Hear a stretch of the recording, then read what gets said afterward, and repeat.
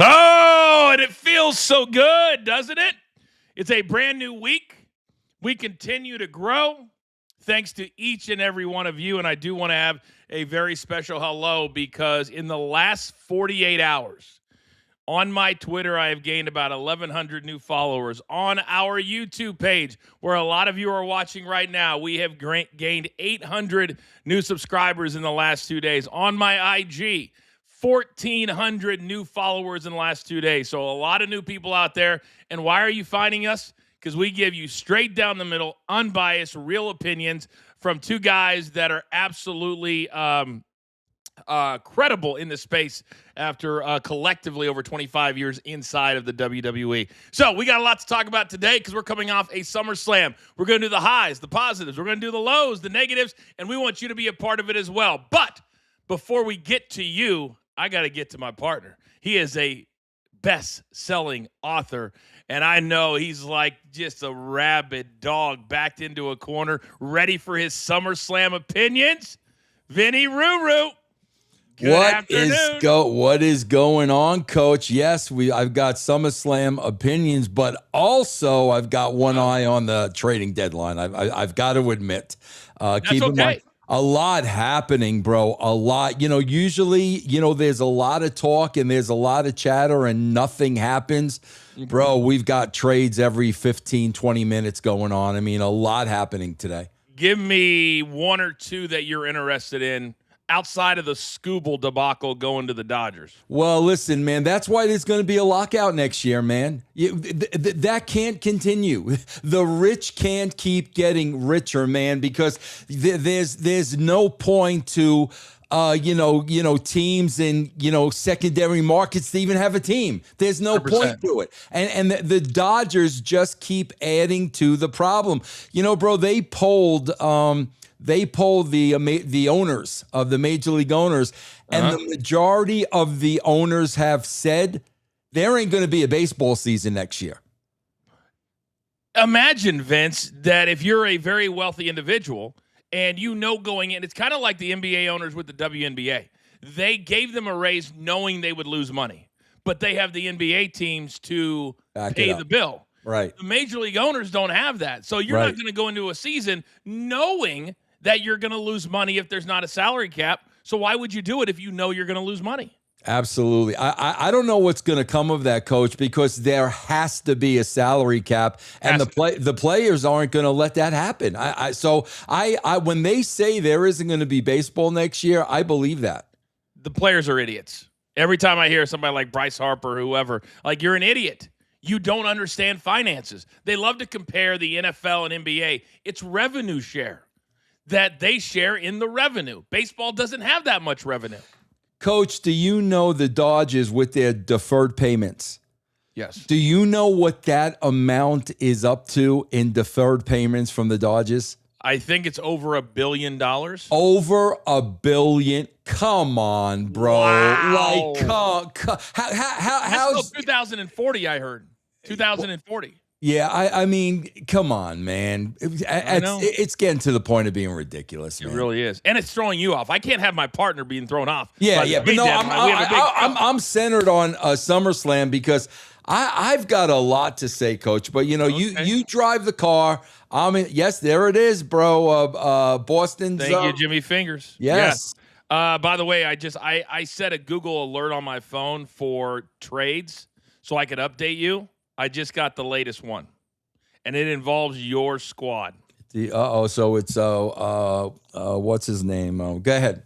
Robbie Ray. Robbie Ray. Yeah, he was definitely going. Where'd he go? San Diego. San Diego. Okay, yeah, he was definitely going. There was no question about that. Yeah, that is done. So the question is, what prospects are we getting back? That's the question. That's it. All right. I mentioned off the top, Vince, how many new followers and subscribers that we have had and that we continue to get. It tells me one thing. Across even Facebook, we added 700 new followers on Facebook last night. So across all of our socials, we've added a minimum of 900 in the last 48 hours. What does that tell you, Vince, about what people are looking for in their pro wrestling content?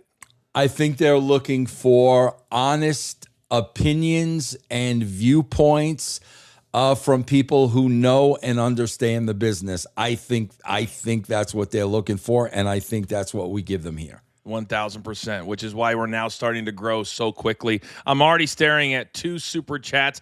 Tell the good people at home, Vince, how they can be a part of the show. Yeah, guys, if you want to be a part of the conversation, whether it's a comment, whether it's a question, whether it's an opinion, you could do that through a super sticker or a donation of $5 or more. But, Coach, how do they bring that to the next level? Well, we are going to the next level. We've been in a lot that are $10. So just so we're not doing 4-hour shows, we may have to get there very, very soon. But for right now, we'll answer talk about any that are $5 or more. $10, then you guys know what it's all about. The Coach and Brolette Wheel that we will do on Wednesday. Now, last Friday, we did 2 spins of it, where a very lucky person can win a gift card to buy something in our new merch store. So $10 or more, you get your name on it. You do a $20 like Hamweg has right now, you get 2 spots on said wheel. So today's going to be all SummerSlam. So we're going to do episode 3, Vince, of Unreal on Wednesday, but I want today to be all SummerSlam, and I want to start with a positive. Can we start with a positive? Like one high that you looked at from SummerSlam that was not from the angle where they shot all of the empty seats? So my highlight? Yes. Oh, I think everybody knows what that is. And let's say it together. Let's say it together. Yeah, 1, 2, 3. Chelsea Green. And there's so much to talk about, guys, here. Guys, listen, man, with all due respect, people in that creative room, they need to lose their job. Because, Coach, the more I look about it, I look at Triple H, and, I've said this a million times. Triple H is not a writer. He's got no background in writing. He's got no writing degree. He has no writing resume. So what it really comes down to is, who am I going to surround myself with? That's what it really comes down with. This is a company, Coach. This is a company that put the U.S. title on Chelsea Green. Okay, yes. Chelsea Green was the first woman to win the U.S. title, and Chelsea was going out of her way to get that title over. She was making a big deal out of it, okay? Literally weeks later, for no reason whatsoever other than her possibly being in the doghouse, for no reason whatsoever, they take that belt off of Chelsea Green and they put it on Zelina Vega. Then the belt's on Zelina Vega. They do nothing. Not only do they do nothing with Zelina Vega, they release her. So we took the belt off of Chelsea to put it on somebody we release. And here we are again putting another belt on Chelsea. What they did, bro, was they killed the trajectory of Chelsea Green. And, Coach, they do this over and all over. The time. They just did it with Trick Williams. They just did it with Trick Williams at SummerSlam. Identical. Julia. They just keep doing this over and over. Somebody's got to go, bro. Like, I'm sorry. These are horrible decisions. Bro, they've got 2 things in their back pocket. This is what they do. And we'll talk about the Kevin Owens pop. Okay. We know Triple H loves the pop card. That's number 1. And, Coach, wait till you see how much he loves it on episode 4. No. He makes it clear how much he loves the pop card. and the other card is, we'll put a belt on somebody and they'll be over card. Those are the 2 cards that they play. And the way they handle these titles, it's done 2 things. Number 1, it's made the titles mean absolutely nothing. Thank you. And number 2, every time they put the title on somebody, they do nothing with them. We're going to talk about Triple H's press conference because Damian Priest, was upset and he made some comments. Bro, that's your perfect person, Damian Priest. On 2 occasions, bro. First thing is, they put him together with Rhea Ripley for a while. Mm-hmm. That was special. Those 2 were like Two superheroes. You never have a male and female like that. That could have been a really special run. What did they do? They killed it weeks later. Then they put the belt on Damian Priest. I remember him being in the Yankee booth as the champion. Damian Priest did a great job. What did they do? Take the belt off of Damian Priest. My God, how many times is this company going to do this? That's a lot to unpack right there. And I think every single thing that you just hit on, you are spot on. And we were doing our live show, me and Mikey P, Saturday and Sunday. By the way, over 5,000 people watching live. So amazing. Thank you guys. That's awesome. Each night. Thank you guys. Thank you. That's awesome. Thank you guys. And we were talking about just that, is the de-escalation of stars and how, and we're going to run this down in a little bit, with Triple H says, well, just go out there and get over. Just go out there and get over. And my guess is that the next time that we see some releases, that Damian Priest is going to be on that list, because he did it with an interview with Gabby, who's part of our family here, and now he's doing it where a reporter is using those quotes to directly ask Triple H. So Triple H didn't know before. Damn it, he knows now.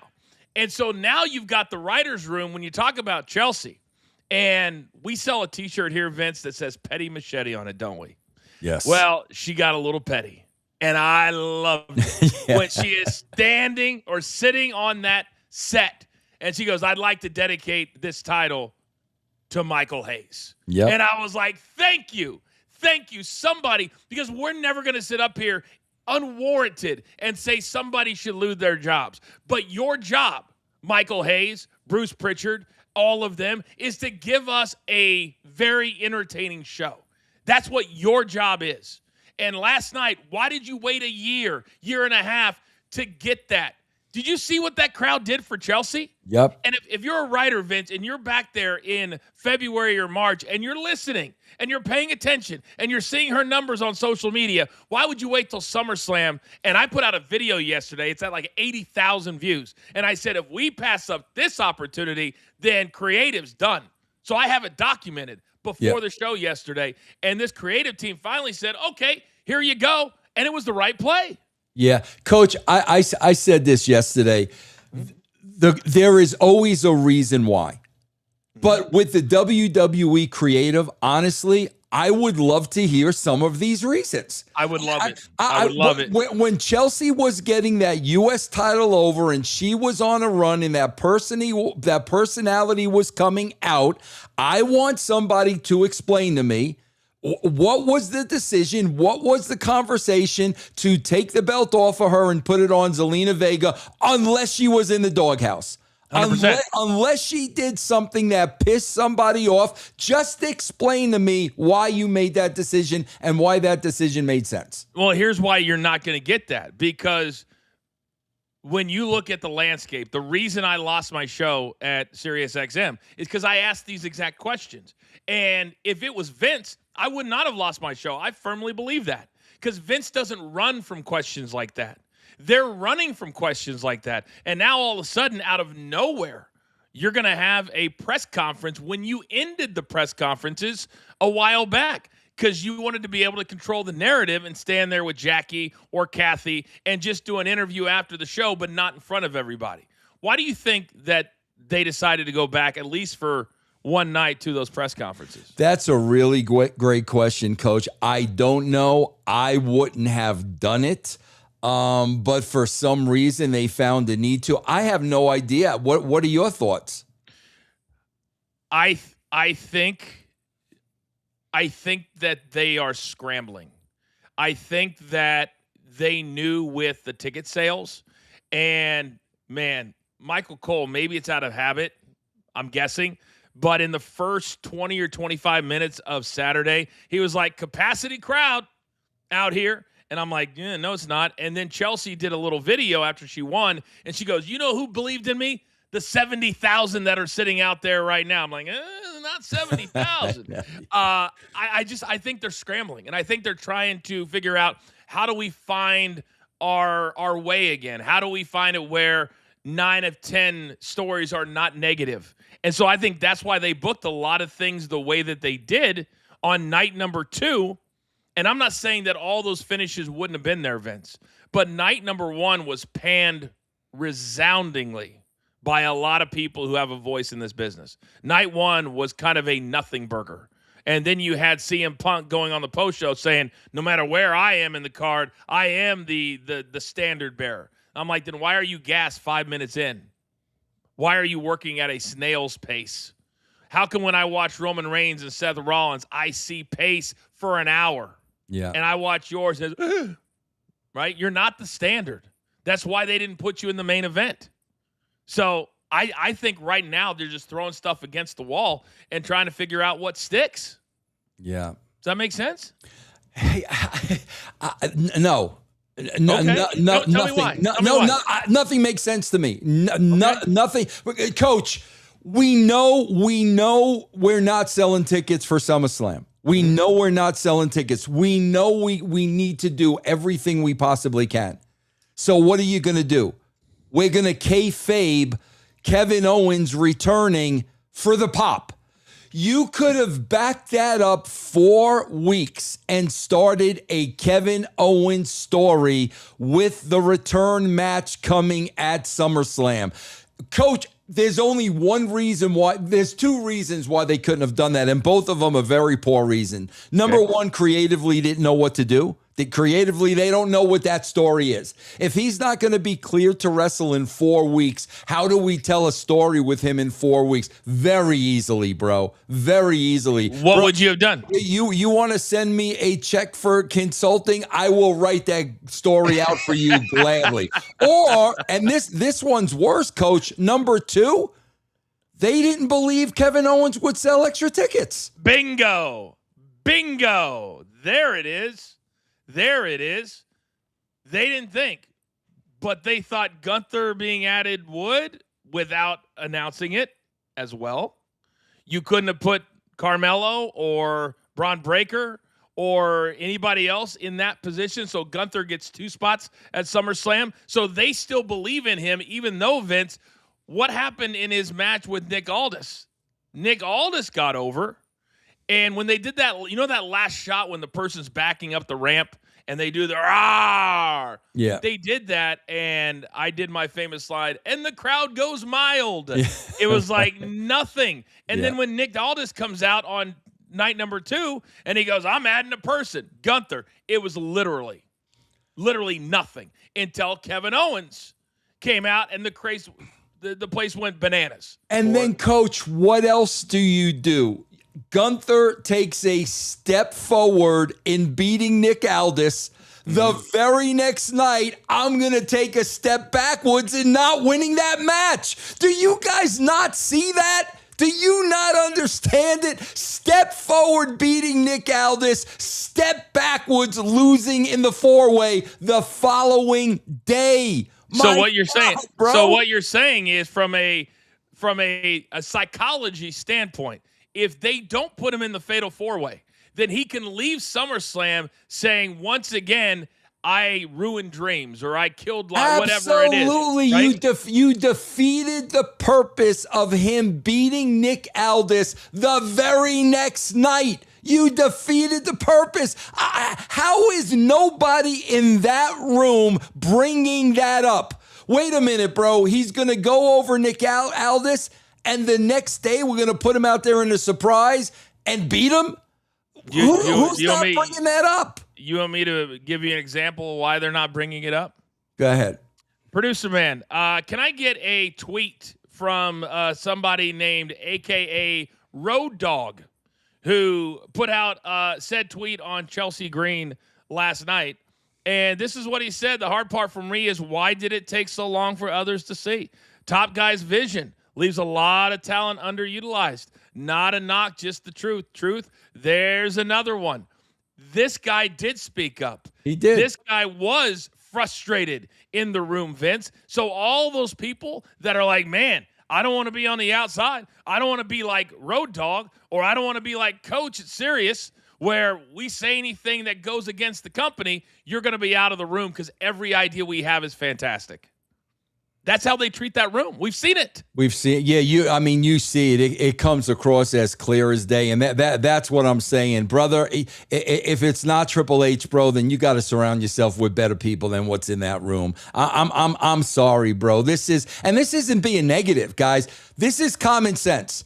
This is common sense. We get Gunther over on one day, the next day he's right back where he started. That's not a negative. That's common sense, guys. Common sense. And you also have Nick Aldis, who you don't want to lessen him. I thought he was one of the positives of night number one. Absolutely. Right? Yeah. He looked great. You get to bring Mickie James in. Everybody loves Mickie James. And then you instantly, with no storyline whatsoever, have Triple H taking him back as the general manager of. So now all Gunther did was be the general manager. Exactly. Yep. In a one-off that hadn't wrestled in 4 years or 5 years. Yep. And for a company that's starving for stories, there was no story to tell there with Nick Aldis going forward. I could have gotten. I actually wrote one out, and as soon as I was going to hit send, I thought to myself, you know what? What would Vince the consultant do? He wouldn't give this away for free. No. He wouldn't put it out there for free. I said no. I took it back. I did not hit send. Yeah. I did not hit send. Now, speaking of hitting send, and we still have the Triple H sound on top guys getting over, which is a whole nother discussion. But before I get to that, Vince, we've done our high. We've been positive about Chelsea Green. And now we're going to get some help from current superstars on this next topic. Because as you know, Vince, I have been trying my damnedest. I'm trying like hell to buy into Danhausen and everything that is Danhausen. But when I watch a show and there's no Braun Breaker and there's no Carmelo Hayes, and I'm watching, and I guess some of the crowd liked it, and I'm watching Dirty Dom, arguably your top heel in the company, get beat up by Minniehausens and lose to Danhausen, and the crowd's going, what are we watching? I have no time for it. I want to get your reaction to that first, and then there was some reaction on social media from some very prominent superstars. What was your take on that? Well, my take was, guys, listen, I'm all for a wrestling show needs everything. Romance, drama, thrills, comedy. It needs everything, okay? So there's no question about it, bro. There is a spot on the show for Danhausen. He's very entertaining. He's very funny. Nobody is arguing that. But I say this all the time. You got to be careful who you're doing comedy with, okay? Prior to this, we did it with that Kit guy and Miz, okay? Bro, that's fine because Kit isn't a major player and Miz's time is come and gone. So if you want to do comedy with them, that's fine. Dom is young, good-looking, athletic, the future of the company. He had more heel heat than he knew what to do with. Wrong guy to put in that spot. That's all I'm saying. This Dom could be a top heel, bro. Remember the time when he couldn't say anything into the mic? They were pulling him out of the building. Wrong guy to put in that. Put Tozawa in that spot. Put Otis in that spot. Put R-Truth in that spot. You've got comedians on the show to put in that spot. You don't put Dominik in that spot. And bro, on SmackDown, you had the little people laying out Dominik. Yes. Really, bro? Like, really? We could not find somebody else for that spot? I really felt, and I wanted to run this by you, and give me your honest reaction to this. Here's what I wanted to see based off of where they were and everything. So a lot of people forget that Minnesota is the city where his uncle passed away, Eddie Guerrero.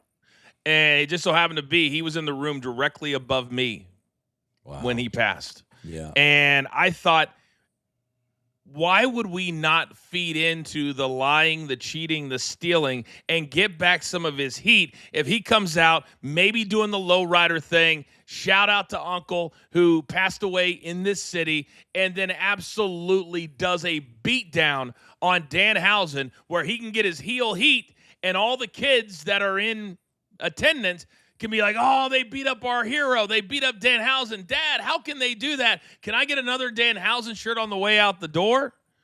And that way, both people win.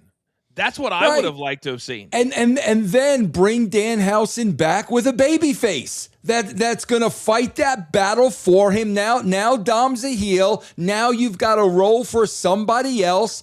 But to beat that guy in that way at this point of his career, I just think it's a poor choice. That's all. I think it's an awful choice. You don't get heels like Dirty Dom. They don't fall off trees. They don't grow on trees. You just said he had more heat than he knew what to do with. Yep. I don't know, Vince, I've ever seen, honestly, a talent that when they raise to their mouth, they can't talk because it's so loud. I don't know that I've ever seen that. Yep. Can you remember somebody like that? No. And now what did that mean? It meant nothing based on where he is. And now that should have been something they should have built on. So Bronson Reed, who's part of the vision, and you could look at this tweet in a couple of different ways. So here's what he put out on Twitter. And remember, on Unreal, Triple H said, we don't want to push Braun Breaker down people's throats, which is exactly what they've done with Danhausen. So here's what Bronson Reed said, and they were scared of Braun being shoved down your throats. Look how many views, too. My God, 2.1 million. Crazy, right? Yeah. Now, Producer Man says, I wonder if this is about Oba and not about Danhausen. I think this is about Danhausen. Either way, Mr. Reed, welcome to the doghouse, bro. I promise you, welcome to the doghouse. Either way. Yes. Now, why I think it was Danhausen, here's what Dirty Dom posted after this tweet was sent out. Marshawn Lynch, his famous interview, I'm only here so I won't get fined. Right. So Dirty Dom saying, basically, translation, I'm doing what I'm asked to do so I don't get fined, benched, doghouse, whatever. Because I promise you, Vince, he's a smart guy. And there's no part of him that wanted to do that program with Danhausen. Right, and especially look at his dad.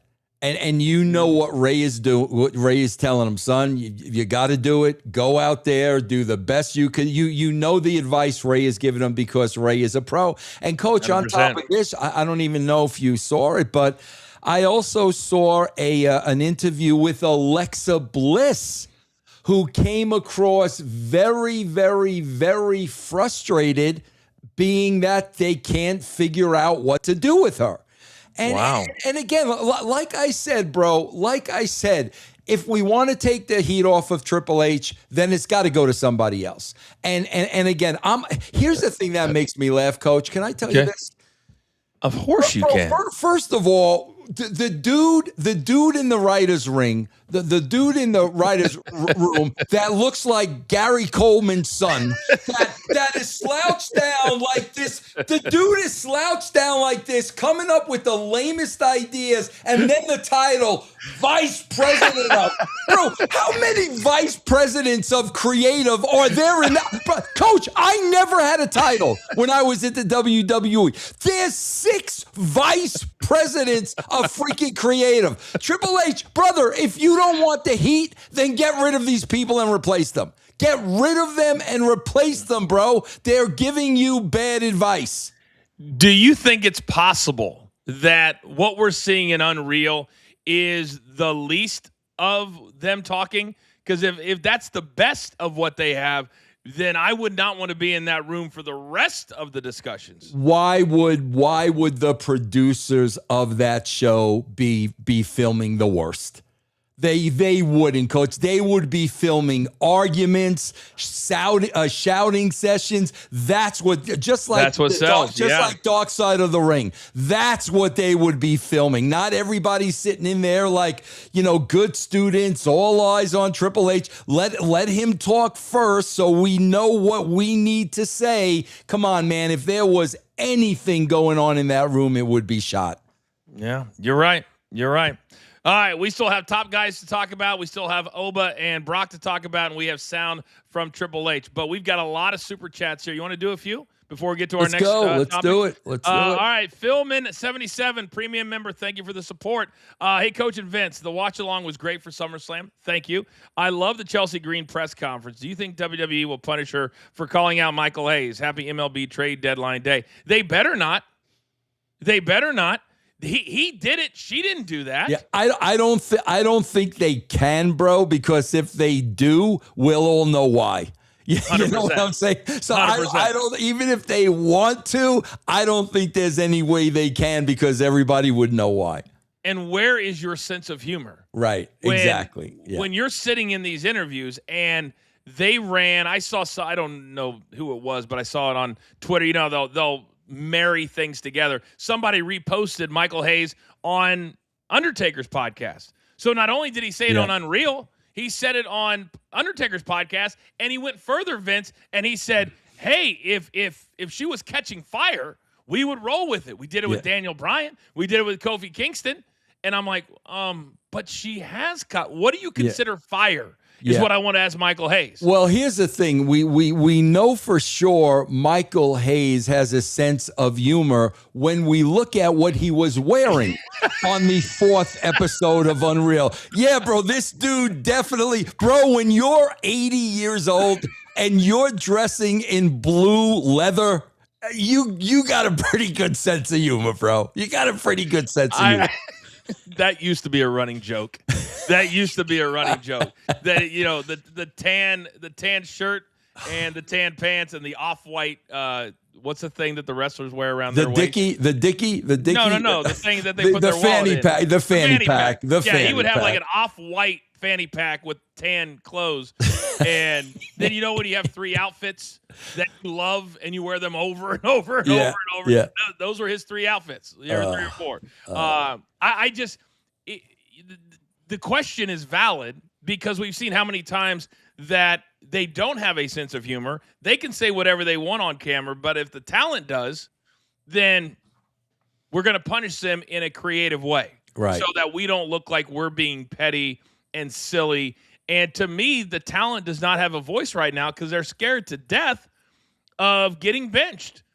And Dirty Dom is my example for that. Right. I would absolutely be speaking up, but he's like, they probably are paying me pretty well.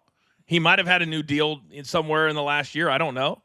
But if you're getting paid $1 million, are you really going to bitch and moan and complain that much, Vince, when you're at his age? Yeah, definitely. And that's the key thing. At his age, and you know the respect his dad has taught him about the business. 100%. You know it. If any guy isn't going to say something, it's going to be him. 100%. All right, we go down under. Smartest Mark alive. Happy 4 a.m. to you guys. Just kidding. Love y'all. I said the same about Dom. The AAA champion just jobbed to Danhausen and Joe Hendry. This is an atrocity. That's a great super chat from Smartest Mark alive. Let's put Seth Rollins. Let's put CM Punk. Let's put anybody at a B level or higher. Are they making them lose to Danhausen? Well, let's also take Triple H's words. Can you outdraw CM Punk? Can you outdraw Roman Reigns? Can you outdraw Seth Rollins? Did any of those guys job to Niedenhauser over there, Danhausen? Did any of those guys job? Like that doesn't, in Triple H's mind, jobbing to Danhausen does not affect the trajectory of Dom? No, everything affects the trajectory. Every single thing you do. Look at Sami Zayn, who I'm not a fan of. Sami Zayn was the WWF champion 2 weeks ago. Now a guy walks in the back door that hasn't been in a wrestling match in how long, Coach? Over a year. Well over a year. Yeah. And he beats the guy who was just the champion 2 weeks ago. Come on, guys. You've got to look at these things, man, because this is why nobody's getting over. I'm going to let that sit for a second. 1 second. It's almost like they forget. And yes, it is. I will say this. Not to put us over, but I had several people that tweeted me and said, Coach, I might as well just read and watch your show with Vince because everything we either talked about or tweeted about, they ended up doing. Right. Like for the most part, or saying they're going to do this, and they did because it was predictable. Because we know the patterns. 100%. We know the patterns. Guys, if you watch this show long enough, you know the patterns. 1,000%. 1,000%. All right, moving along. PGH 87, spot on the wheel. So far, 3 spots. What they should do with Oba, have him call out Roman for a title shot, but Drew returns and attacks Oba. What will they do? Either not be on the show or something with Otis and Tozawa. That's going to be probably the next question, Vince, is what do you do now with Oba that you had a week where Triple H said him and Brock are best buddies hanging out in their locker room. So I believe that's why they had to do the ending of that match, to be honest, where Brock came back and was like, he's the guy, I'm the past, he's the future, because all week, all we saw after, we got clipped like crazy last week, by the way, Vince. And one of the things we got clipped is when we talked about Triple H saying, yeah, Brock's going to kill me for saying this, but Oba's in his dressing room all week, all day, every day, just eating it up. But we're supposed to believe when he calls him a bitch that he really hates him. That's part of the wrestling business. I want to believe that they hate each other. I don't mind the ending. I really don't, because Brock is basically saying goodbye. But what does Oba do now? What does Oba do? That's a big question they got to figure out. Coach, I'm all about everything is cliffhanger, cliffhanger, cliffhanger, cliffhanger, cliffhanger, okay? Mm-hmm. And sometimes, Coach, you've got to give the wrestler their moment, okay? But at the end of the Roman Reigns, Seth Rollins match, that wasn't a match where you had to give Reigns his moment. Reigns has had a million moments. That was not an important Roman Reigns moment. The moment was for the cliffhanger and to get people to Raw, bring Oba Femi out. You don't have to do anything. We don't need any kind of action. Bring him out, and whether he's going face-to-face with Roman, now I want to tune in Monday night. These are simple little things that should not be being overlooked. Would you have done that at the end and taken away the Shield moment of having Oba come out and do what you're talking about where it's face-to-face? Because in a storytelling world, he still technically is the guy that has a shot at the title, even though he gave it up. Right. He still won it. Right. And if I'm Oba and I'm writing this out, maybe I say, listen, I only gave that up because I wanted to beat Brock in his hometown of Minneapolis. But I deserve, because I earned my shot. And is that tonight, or do we let the announcers say it tonight? Coach, first of all, the Shield moment is over when Moxley goes to AEW. Okay. The Shield moment is over. Now, if you want to do that little Shield moment, that's fine. But that was over when Moxley left. This is going forward. And if I'm seeing Reigns and I'm seeing Oba, that's a little cliffhanger. That's going forward. That's what I want to see. The Shield was old news. They didn't even use it in the storyline building up to this. Correct. That, to me, would have been a more important moment. Here's the problem that I foresee is I think everybody wants to see Oba and Roman. And right now they're already talking about Mania in Saudi Arabia, which is 8 months away. Is if Roman's going to be there tonight, but there's really been no mention of him in the next 3 months, which is still crazy to me, Vince, that we even have to talk about, is he going to be there? But that's the world he lives in. So how much do we think he's going to be there until Survivor Series? If he's not going to be there a lot, then you can't put him in a program with Oba, who as a young cat will be there every single show. So as a writer, Vince, wouldn't that frustrate you a little bit to not have your biggest star and not know what weeks he's going to be there and what weeks he's not? And Coach, what I'm doing is, listen, man, if that's the contract the guy wanted, come on, Coach, the Romans dealt with way serious health issues. Agreed. And that's number one. Without a shadow of a doubt, that's priority. So, even if Roman says, you know what, I can only do so much. fine. You know, bro, the dude had cancer. I get it. But can we send a film crew out to you? Can we write a story, Roman, where we're going to get 4 weeks with you at home? We'll figure something out. We'll figure out a story. What you think Reigns is not going to let them come out and shoot him for a day in his own home, in his own surroundings? Of course he will. But a big problem we keep running into with the WWE, coach, is time. Time and planning. They don't plan anything, just like we said with Kevin Owens. 4 weeks ago, we should have planted a story, and Owens' comeback match is going to be at SummerSlam. But no, we sacrificed that for the pop. So you think that was intentional to get the pop in the moment? Oh, no doubt about it, bro. Absolutely. And, bro, I got to tell you, fans were slapping back to me, the hardcore fans, about the pop. Oh, yeah, but if they would have built up the match, we would have never got that pop. Bro, that's exactly what's wrong with the wrestling business, because let me explain something to you guys. Pops equate to no stories. No stories, bro. If you're going to do everything for a pop, you're going to eliminate every possible story. And guess what? If Owens is as over as they think he is, and I'm a fan, I am too. You announce him, yes. And now you know he's coming out. I call that anticipation. Right, exactly. And when he comes out, he's still going to get a big pop. Yeah, and now, Coach, don't get me wrong. If it's sold out, that's completely different. Okay. If it's sold out and it's a pop, now you're giving them a bonus. Now it's a bonus. But, bro, when they were struggling to sell tickets the way they were, oh, my God, bro, I would have pulled everything possible out of my back pocket. Man, they had 2 surprises. I put this in my pre-show video. I said, we got to have surprises. This is the second biggest event of the entire year. We had 2. We had Randy Orton, which I mean, it could be a million reasons why Randy Orton came in. And if you want me to remember the last time Randy and Cody and CM Punk had an interaction, I can't, because Randy's been out for a year. So we have that on night 1. Then night 2, the only surprise we had was Kevin Owens. Yeah. How do we have 2 huge nights on their calendar and there's no surprises? None, other than those 2. None. Yeah. Little Yachty is not a surprise going through a table. Stop it. Just stop it.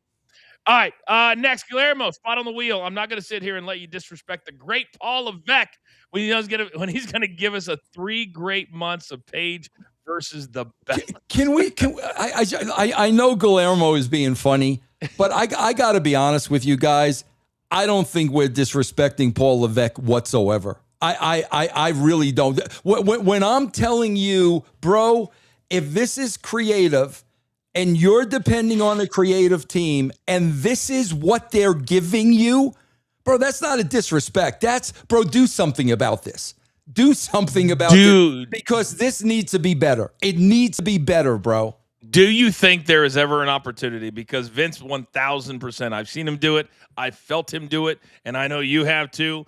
When there comes a time in real life for an ass chewing, we've all been there. Yes, whether it's absolutely. Playing sports, yes. Whether it's you didn't, yes. I know I've come back through the curtain where I did something Vince didn't like and he would light me up. Yep. But the only thing that I would take out of it is don't do that again. Right, exactly. Or be better. Yeah, step up your game. Step up your game. Step up your game, man. It's going to be very, very interesting to see if any changes are made at all, not to the team as a whole. Because I don't want to hear, well, the writer's assistant that started in late 2025 got fired. Like the name guys that are in charge that take credit, the Eds, the Bruces, the Michaels, the Triple H's, are we going to say any changes there? Yeah. That's the question. I think Gary Coleman Jr. needs to go too, bro. I'm watching it, and I think he's the one. I think he's the one eating all the snacks. I'll be honest with you, bro. I think he's the one eating all the snacks. I did see a lot of Sour Patch Kids going away. I saw a lot. PGH, my guy, another spot on the wheel. Chelsea will lose the title once Rhea is back, then go back to mid-card. But WWE will say we tried. I even saw Rosenberg on this because I was very adamant. Vince, if we don't know when Rhea is back, why are we naming it the interim title? Why are we not stripping her of it? And then Chelsea is the full champ. So then you can add some other options. That's a great for Rhea Ripley. That's a great point, Coach. Because what was the rule, guys? The rule was if you didn't defend the championship in 30 days, you lost it. Whether you were hurt, whether you refused to defend it, that was the rule. So if she couldn't defend it in 30 days because of injury, then there's a new champion. It's so easy. And those are the little details that there's got to be a list, Vince, somewhere. There's got to be a list of rules that we live by because they want this to be competition. They treat it like, and Triple H the other day made a couple of references to sports.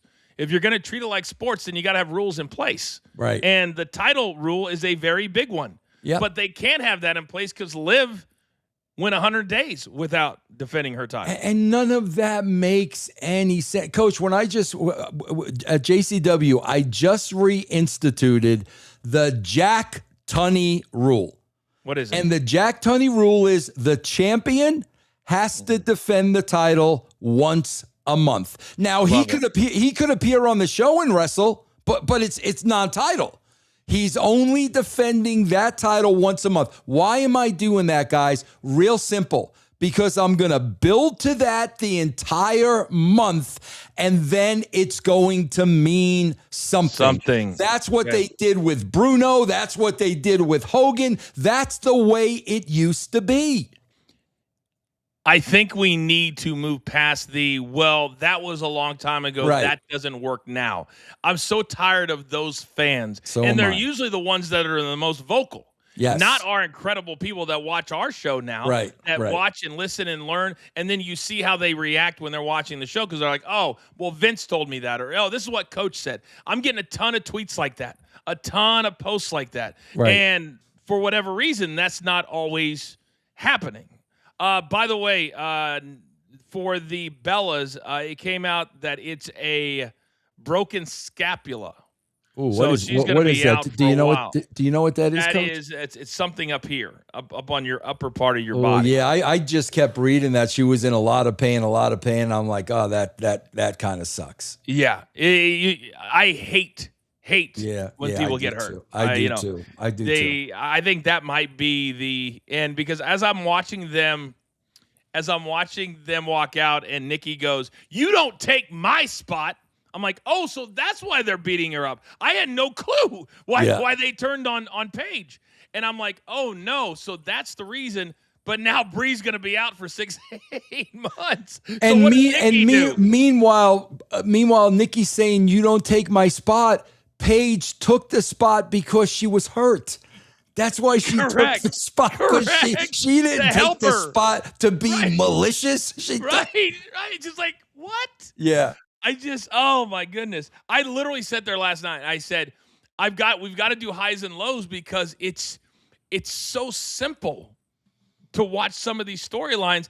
And we say it all the time. Somebody has to sign off on this. And Vince, I would die. I would die to either have a camera in the room or be in there ourselves to just watch them get to the end and go, yep, all right, we're going to go with that. We're going to go with that. And then sit there when it actually plays out. Because now we're seeing these talent are speaking out. Even the talent speaking out about this stuff. Yeah. You know, Coach, it's funny because I was talking to somebody the other day who was at a recent AEW taping. Okay. And you and I know, listen, we've been very, very kind to Tony. And we're not even talking about from a wrestling point of view. He was nice enough to come on the show. He was nice enough to answer all our questions. I'm the first one to admit I don't watch AEW. But, bro, somebody told me who was present and at the show, bro, Tony is writing the show at the gorilla position right before the talent's going through the curtain. And, guys, and I kind of get that feeling with the WWE, too. A lot of this, they're writing on the fly. Guys, our next show for JCW is August 29th, okay? Today is August 3rd. The shows are already written. They're already written. Wow. When you're writing these shows, guys, by the seat of your pants, the day of, changing things, giving the information to the talent at the last second, you're not going to get your best television.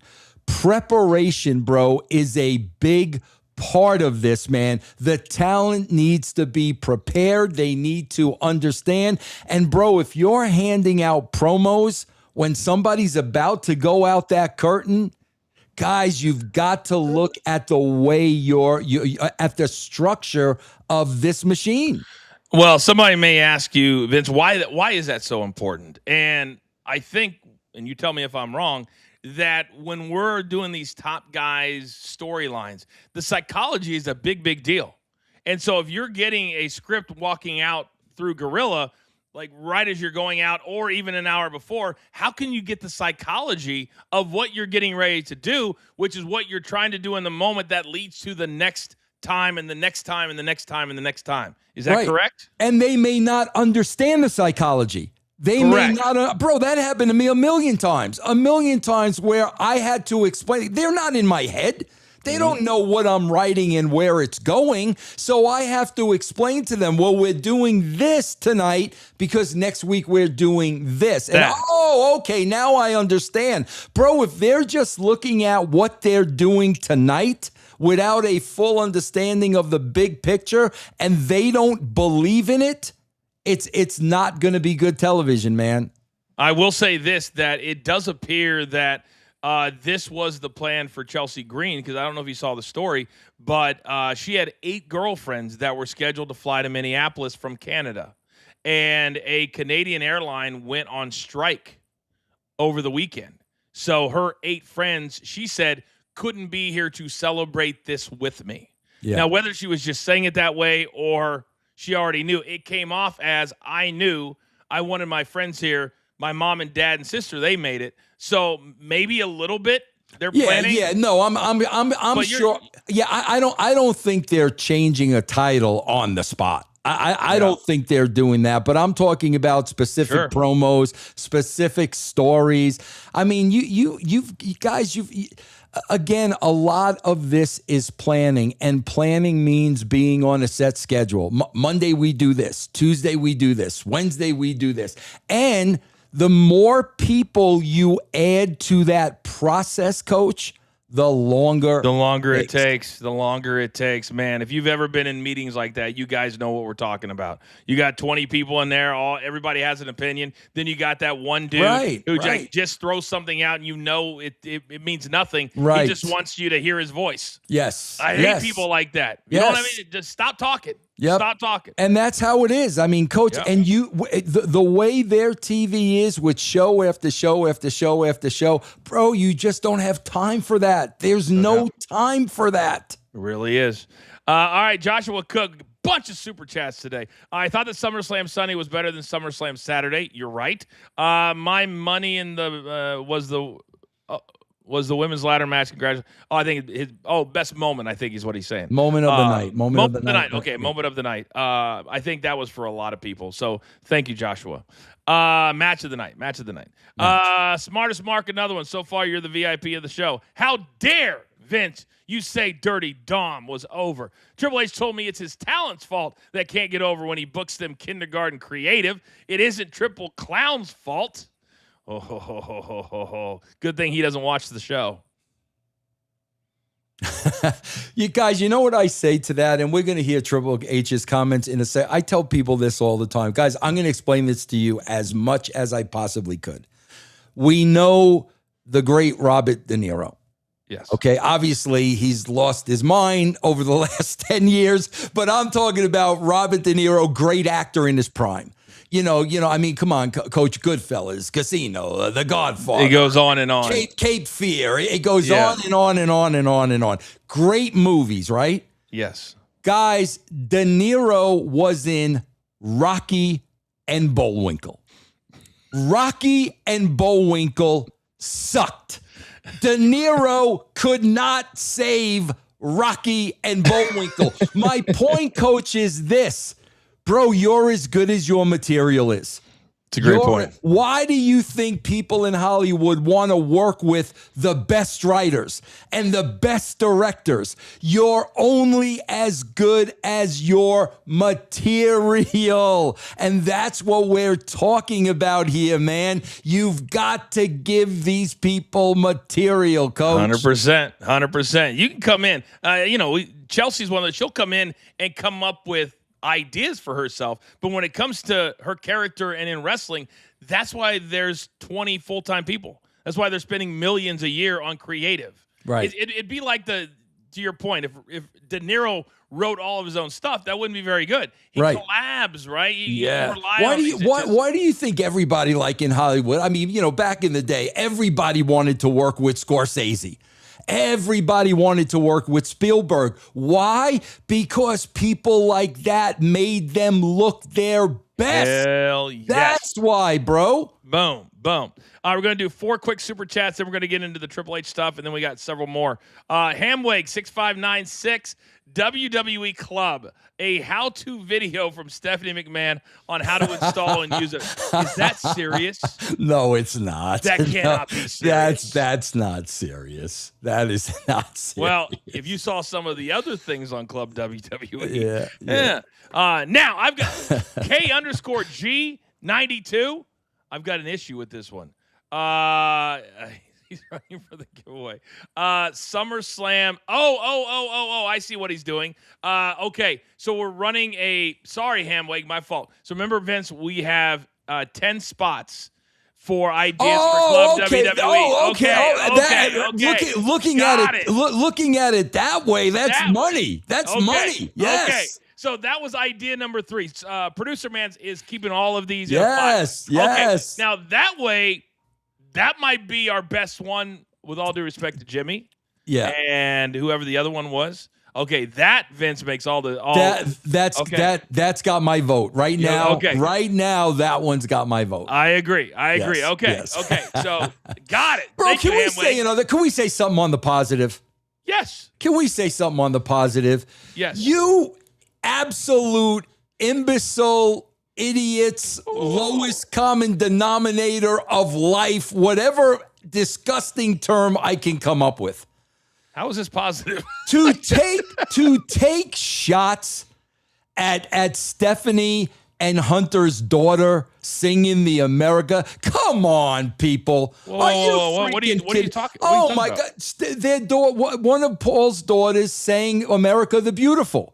Okay? She did. Yes, in front of 35,000 people on live television, and you got idiots online saying how horrible she was. Are you kidding me right now? Come on, bro. That's not of our people. That's not of our people. Not our people. No, on social media. Are you freaking kidding me, bro? Can you imagine somebody that young with that much pressure, who your freaking parents are, 35,000 people? I wouldn't even attempt that.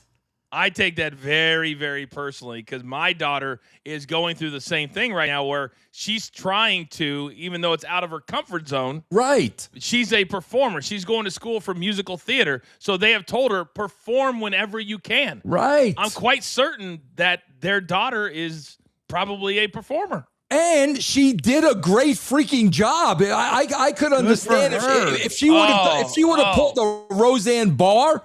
I get it. Bro, she did a great job with the pressure that was on her. Come on, this is what I mean about some people on social media. Guys, come on, man, seriously. Well, it's the 1%. We when we did all of the testing out, we realized that executives look at 1%. Most educated people don't have time to go on X or Twitter, right? Exactly. That's why I tell you what, my whole world's different now. I do IG, TikTok, Facebook, and those accounts are just flourishing. I don't really pay attention to X anymore because it's just a cesspool. Yeah. It's just a cesspool. I like the videos and all of that over on the other 3. Yeah. If you were one of those people and you're watching our show, be better. Now, with that being said, I'm getting ready to undress this next person. At K_G92, SummerSlam 2002 was the last good SummerSlam pay-per-view. Vince, I turned heel at 2003 SummerSlam. That must be a typo. Had to be a typo. Yeah, he hit 2 instead of the 3. Simple typo, Coach. K underscore, it had to be a typo. I know you meant 2003. If you didn't, we're going to have issues. Yeah. Let's go to Beast Mode. Premium member. Haven't watched much wrestling since 2009. I'm better than you is not a storyline. Going by a normal name and just being a good wrestler is not a character. Where's the storylines? This is not MMA. Thank you, Beast Mode. Beast Mode's, he's new, by the way. He was. Member, right? Last, yeah. Vince, I know you preach to us all the time. To me, when you're a wrestler, you got to have a name and not John Smith. Yeah. I need to have a character name, or a Roman Reigns sounds amazing. Yeah. Right? But this nonsense. I told you, nobody should ever come out of NXT again without a character. Ever again. Period. You unless you got a character, your gear matches your character, you can cut a promo as the character, you ain't going to the WWE. By the way, real quick, if the girls, especially the OGs in the locker room, are not looking at Fatal Influence as somebody to learn from, but instead being jealous of, they have completely missed the boat. Vince, I thought they were the highlight of night number 1. Their gear matched. JC Jane is an absolute natural when it comes to being a heel. Every move she makes is what a classic heel would do. The kissing, the smiling, the moves, the whole thing. My God, right now, she's probably my favorite female performer on the roster. Do they let them cut a lot of promos? She has. They've only been up for about 2 months. Yeah. So there hasn't been a ton, but when they do, she's like Dirty Dom. When she does this, they boo her out of the building. Yeah. She has that much heat. Yeah. She has that much heat. She's amazing. And her 2 sidekicks are good too. They're really, really good. All right, last one here. Tyler Balmer, 92. Was Roman and Seth the most meaningless main event in SummerSlam history? I could have cared less. Congrats to Chelsea. I will say this. I did like we got still a lot of super stickers to get to. We'll do a few more, and then we'll get to Triple H. Vince, I didn't mind the match, but it was a full 55 minutes from the package to the end of the show for them. I will say this, bro, the WWE fan base that they have right now, the fan base that is there on Netflix week to week, that fan base, that's what they're paying for. They're paying for that Seth Roman match. That's what they're paying for, and that's what they want to see. And no question, bro, those 2 delivered. No question. That's what that fan base is paying for. Okay. I thought they gave it was a lot better than Cody CM Punk. Yeah. I felt like Cody CM Punk was like moving in slow motion, like in mud, it looked like to me. Shlomo, my guy from India, says JC Jane, Fatal Influence are the best there is, the best there was, and the best there ever will be. Show me anyone that comes close to them. I will wait. I'm telling you, Vince, I need you to do a little analysis of this group. I will watch them a little bit more closely. I've seen them, but I will pay a little bit more attention. Okay. We do have several more super chats, but I want to get into our last topic today. Then we'll do the super chats and get out of here. When Triple H decided to do the press conference, and this is one thing that I don't know, either he doesn't care or he doesn't remember, but he says certain things at certain times. And if I'm a talent, I'm saying, wait a second, this is the guy that I'm supposed to try to prove that I get TV time from. So there was a reporter who asked Triple H a question about talent being frustrated that the same guys at the top are being utilized at the biggest events. Here is Triple H's answer to that question. Look, I get that. If you're the guy that wants to take the spot when there's guys above you that have the spot, right? Like, and that's the thing. We're in a period of time where there's a lot of top performers in top spots that over time have earned those spots and over time are selling tickets and over time are incredibly popular, right? So you really have to do something. The narrative of it's my turn. I've been here for a while. It's my turn. There are no turns in it. It's not how it works. It's not how it works. You're in the spot. Believe me, if somebody is getting over more than somebody else, we've moved that person into the spot, move the other person down. But it's not just that. It's not just they're getting a loud crowd reaction or anything else. Are they going to be good in the spot? Are they going to hold up their end of the bargain? Are they going to screw it up if we give it to them? Are they going to make a mistake that we regret giving them? There's all those things factored in. The right human being, the right position, all those things factor in. All right. So the end of that is where I want to start, Vince. Before you get into this, I got to ask this question because I'm intrigued by this. Okay. Bro, I thought Hunter shaved his head because he was going bald, but obviously he's not. Right? He's growing the hair back. I was very surprised. I assumed he shaved it because when people are going bald, they shave their head, right? Yes, but he's growing it back. He is. I mean, are you saying that I've lost my hair, so that's why I went with the goatee? Were you okay? I'm going to ask you a very personal question. All right. Do you want me to be honest? Yes. I think I know. Okay, I'll be honest. Did you shave the head because you were losing your hair? 1,000%. Okay, that's what I thought he did. Yes. That's what I'm saying. Yes. That's what I thought he did. Yes. That's why when I saw it growing back, I was like, holy shit. What? I thought he was bald. Yeah, no. It's I like that look on him, though. I do like that look on him, being honest. Yeah. No, when you start to have, and it's when really you start losing it on the top because you really can't when you got the Larry Fine, when you know you're going to have Correct. the Larry Fine. Correct. Yeah. You got to take it off. Yeah, of course, absolutely. Absolutely, no doubt, right? You have to. Yeah. All right, so let's start with the end of what he said right there. There's so many negatives that he brings up about. Here's what we're asking about a talent. Instead of what I would like to see, Vince, is this person is the right person because they can do A, B, C, D. Not, well, what if they do W, X, Y, and Z? I just don't like how he said they look at everything as to why certain guys, like I look at LA Knight at SummerSlam, he got arguably a top 3 reaction of everybody. But yet they don't use him because probably when they're sitting in the meetings, Triple H is saying those, can he do the spot? Can he carry the spot? All that kind of stuff. What did you make of any of Triple H? First of all, I do listen. Let's go positive. Okay, I do agree with him on one thing. It is nobody's turn. No. I agree. I agree. You've got to earn the spot. And bro, it's funny because the guys that he's naming. Bro, the main reason they're in that spot is because of longevity. They've been around the longest. Bro, let's take Cody Rhodes, for instance, because Cody's been there the least amount of time compared to everybody else. Mm-hmm. Look at Cody, bro. They brought Cody in, and Cody, he had his story, okay? So after Cody beat Roman Reigns, right? Mm-hmm. They've had nothing for Cody. Mm-mm. So what has kept Cody over? His longevity and being on the show every single week in a top spot. That's what's kept them over. Storylines have not kept them over. Character has being in the spot is what's kept them over.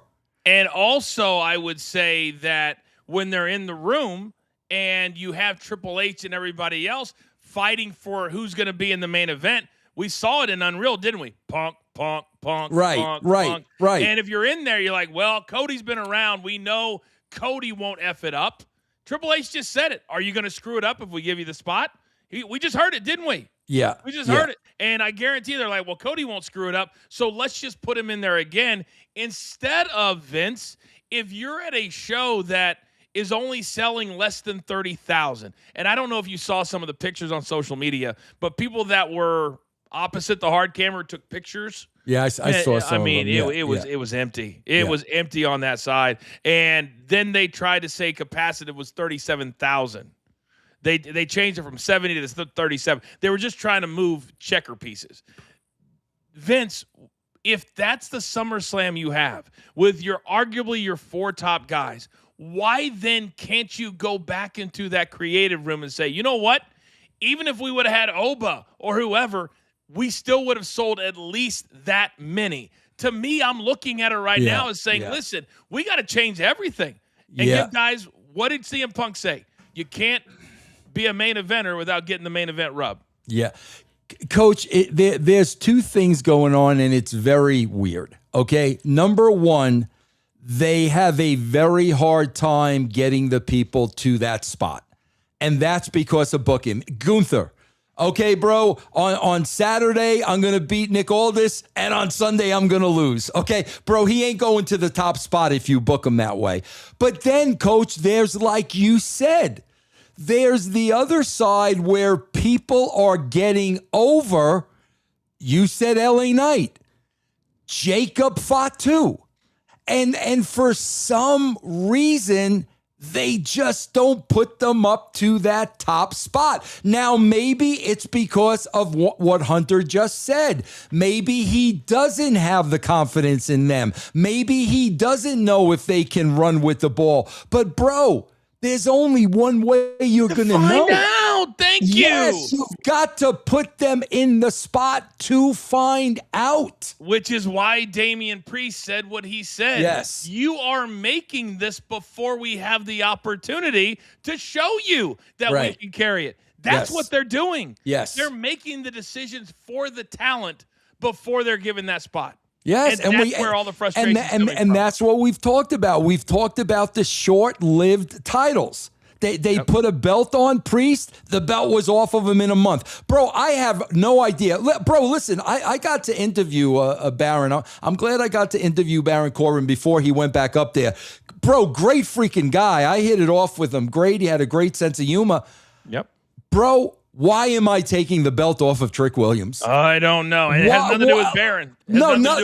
Nothing to do with Baron. I don't know. And bro, and I'm telling you, Coach, I could hear the mentality now. Well, the baby faces have to chase. No, bro, you decide to put the belt on this guy. Bro, when he loses the belt this early on, it's a step back. Guys, like you should have, man, the way you're pushing Obafemi, you should be pushing Trick Williams, bro. The same exact way, bro. They had video of when Triple H arrived one of the 2 days. I can't remember. And now looking back on and knowing what the finishes were, Triple H has a video. They film him, and he gets into a golf cart, and he's driving backstage at the stadium. He drives. Trick Williams is on the phone. He goes, "Hey, man, how you feeling today?" "I'm feeling great. I'm feeling it." And I'm like, does he know yet that he's not going over? Yeah, right? Exactly. It's exactly to me that there were certain no-brainers. And Coach, that's a no-brainer. And Coach, let me tell you what's going to happen, because you said it. You said it earlier in the show with Dominik. You said it earlier. Dominik's not going to question anything. Ray's my father. Ray has taught me to be respectful. My time will come, the whole 9 yards. But here's what happens, bro. You take the belt off of Trick Williams.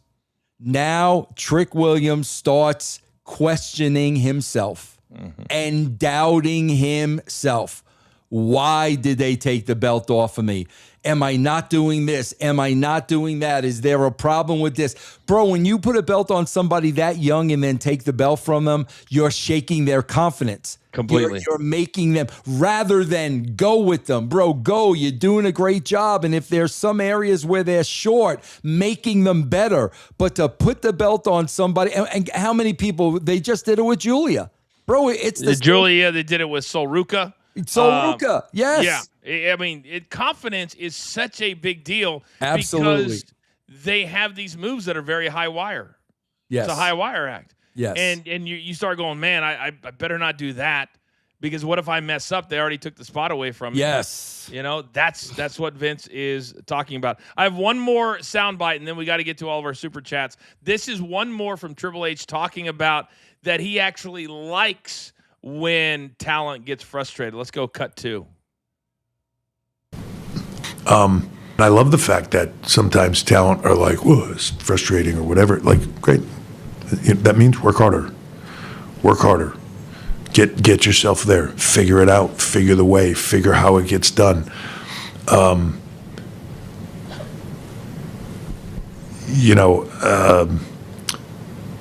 I've seen a million talent succeed because of what they do, not because of storyline, not because of creative they gave them the spot or whatever, right? It's 99% of the time in this business, the person gets over, then gets the push, right? That's how it works.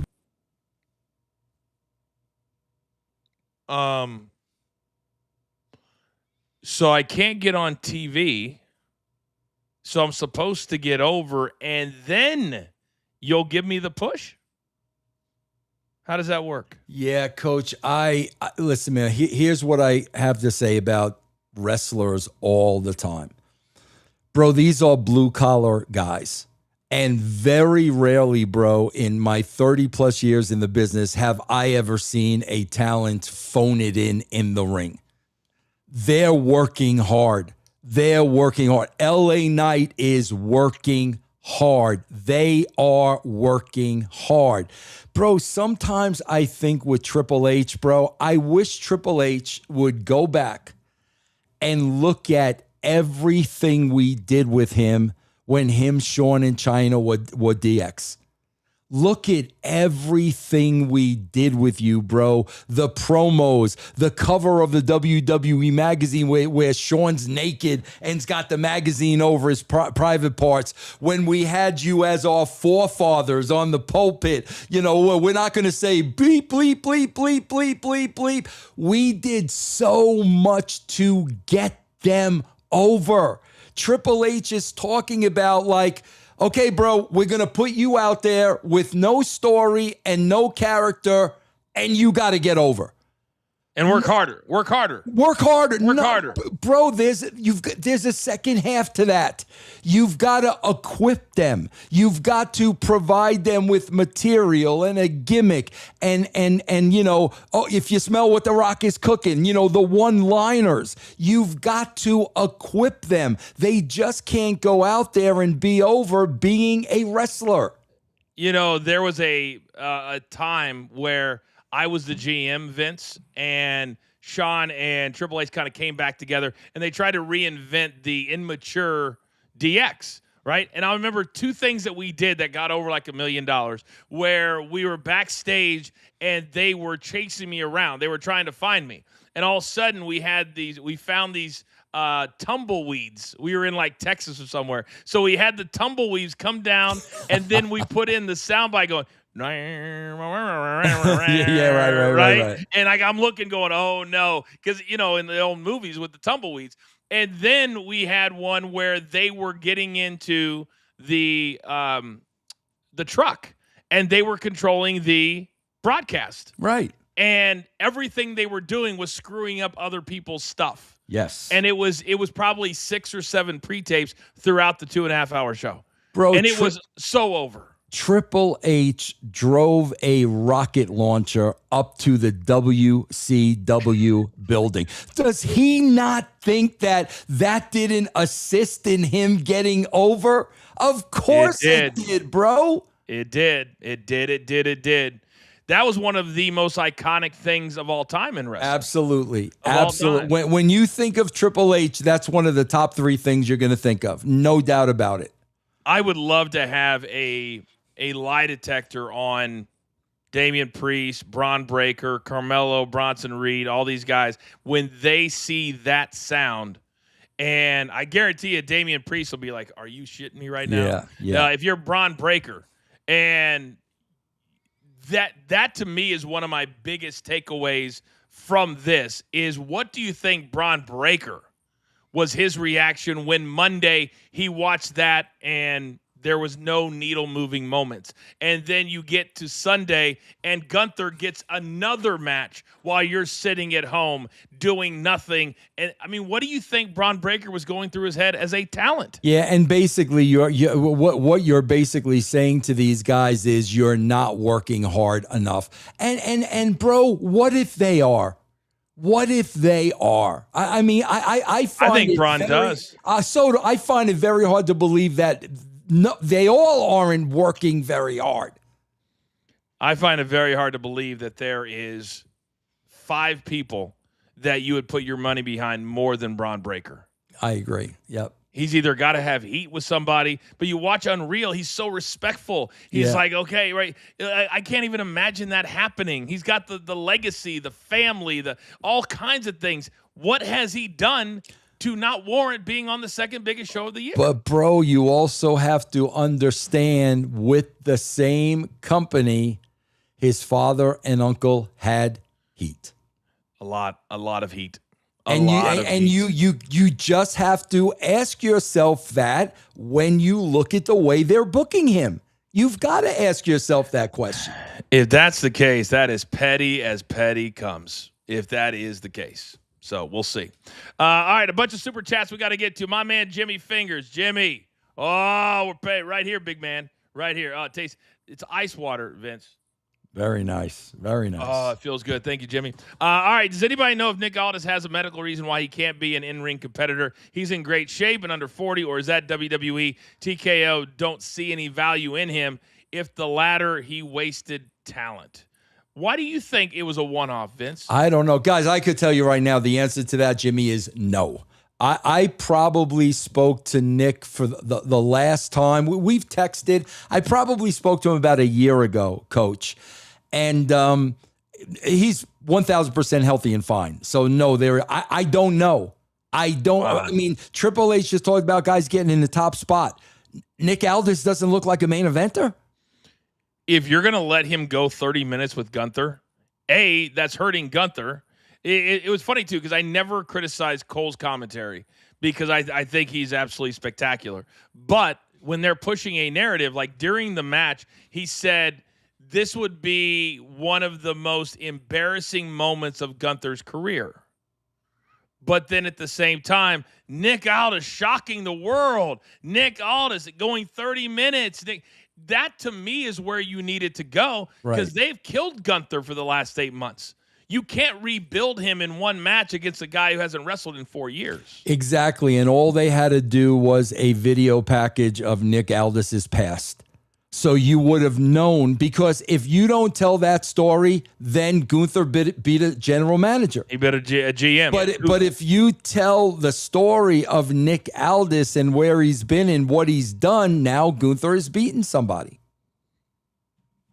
I just think he's got everything that you could want. At least I agree. In my opinion. I agree with that 1,000%. Yep. All right, we have our fourth. Remember, we're taking 10 of these, and then we'll take the 10. And me, Producer Man, and Vince will vote on the winner. So we have 3 already in a file. This is number 4, Vince. Idea for Club WWE. Have 4 lower mid-carders play Dungeons and Dragons. Have only one writer as the Dungeon Master. However, the storyline must be 100% original. The writer has to create the world, NPCs, stories, rewards, and consequences alone. Okay. TYX25, we love you.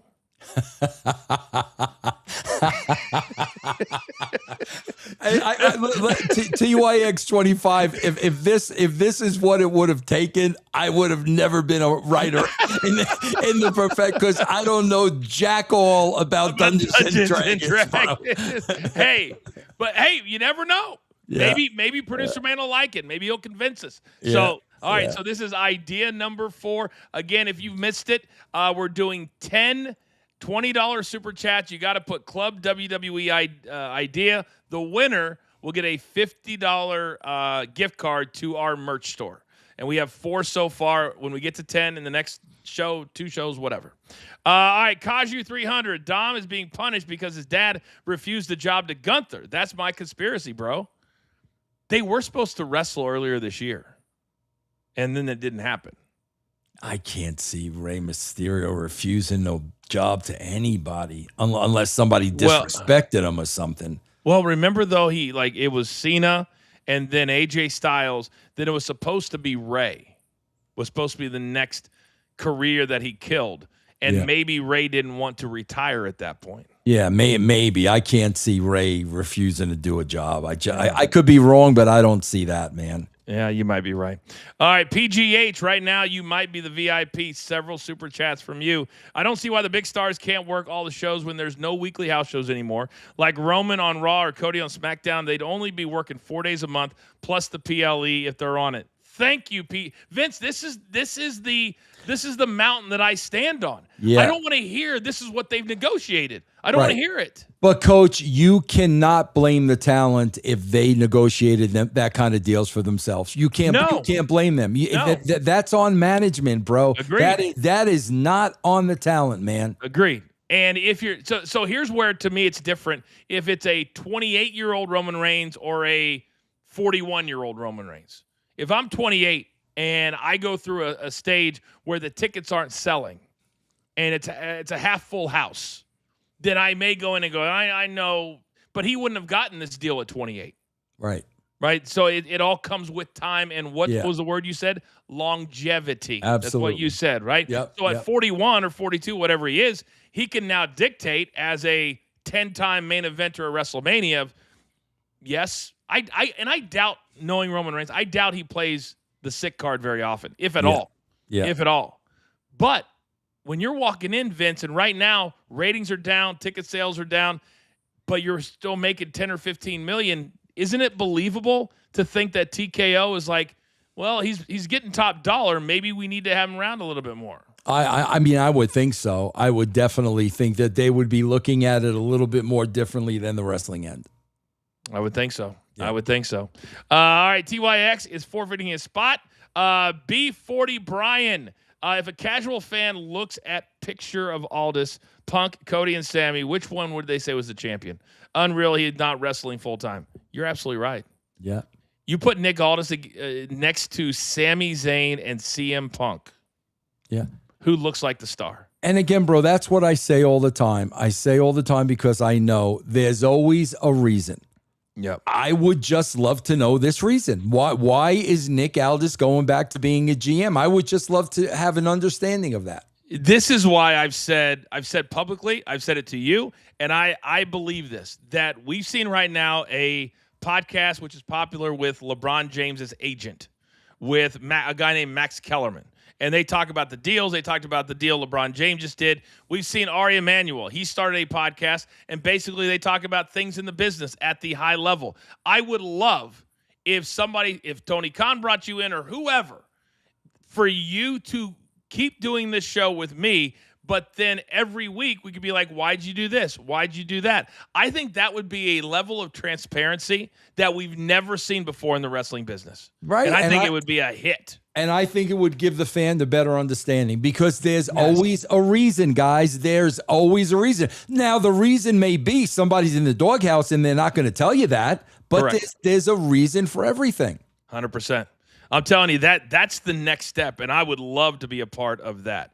All right, let's go. Oh, Vance, they're talking about your guns. Guns out. Guns out. Zuber Talk TV. Don't be surprised if Chelsea loses the title soon. They're going to pull a Zack Ryder from 10 years ago. Again, it's interim title, not even real title. They can't do that to her. They can't do that to her again. They can't. Let's hope they learn from the first time around. Can you imagine? Do you think maybe if that's why they made it the interim, because they don't quite want to give her the entire rub? Like the you are the world champion. No. You're just the interim until she gets back. If that's their thought process, they literally have no clue what's going on. Yeah. If you can't make her a champion without any caveats. I agree. Yep. Randy Mose, my guy, wearing all of his BTT stuff at AEW. WWE should use Danhausen like they did with APA. Have him in an invisible office. People go to him to curse their opponents for money. He can choose to or not and curse persons that is cursing opponents. I get your point, Randy. That might be fun, Vince. Yeah. Where he takes money from people just like they did for beatdowns. Yeah, I know, bro, but the cursing people, like, it's going to go so far. Like, I agree. It's how many people are you going to curse before it gets old? You know? How many times are you going to have a firework in the corner not allowed? That's like the second time or third time. Yeah. I'm trying to be positive about Danhausen, Vince, if you haven't noticed. Because I am probably, and I don't want to be, but I just don't find any redeeming value, I guess maybe from the wrestling point, because I'll give him that the kids like him. Yeah. I will give that. It's so redundant to me. Yeah. I have no other words for it other than it's the same thing over and over and over and over. All right, Jimmy, $20 super chat. Love to see Randy come back to the show, but that was the biggest pop put to keep Cody the delusional babyface. My only hope is that the fans just stay with Randy and boo corny Cody as they were doing during the build to Mania. I thought about you, Vince, on their entrance because I thought we have two gigantic baby faces. Cody does a new headpiece, and I'm like, that screams babyface. And then Randy comes in, and he lays out Cody. But yet there's no reason. We haven't seen Randy in a while. Why do you think they do that? To protect Cody because they knew that CM Punk had to win? Absolutely, 1,000%. But then again, to me, my first thing is like, bro, how many times we go into the Randy Orton, Cody Well? Like how many? Like, my God, bro, like how many times, man? This is where, and I know we've been a little bit repetitive today on this note, but in that writer's room, if they go back to that, somebody's got to stand up and say something. Say, guys, I don't care if you don't think it's going to work. We have to try something different. Yep. Right? These guys are all 40s somethings. At some point, even the greats retired. Yep. Even the greats. Dan, a.k.a. Hey, 10001. Has a talent ever gotten yelled at for not giving a child a picture or an autograph? Add someone random on the wheel, please. Thank you, Dan. Yeah, back in the day, Vince went through a period where if you got caught being a heel, saying no, turning down an autograph, you got fined. He would fine you. Yeah. He did not like you being in character when it comes to the fans at the hotels. Yeah. But he was fiercely protective, Vince, of characters like Undertaker and guys like that. Yeah. Fiercely protective. So, but yes, guys most certainly have gotten yelled at for that, for sure. Beast Mode, my guy, $20 super chat.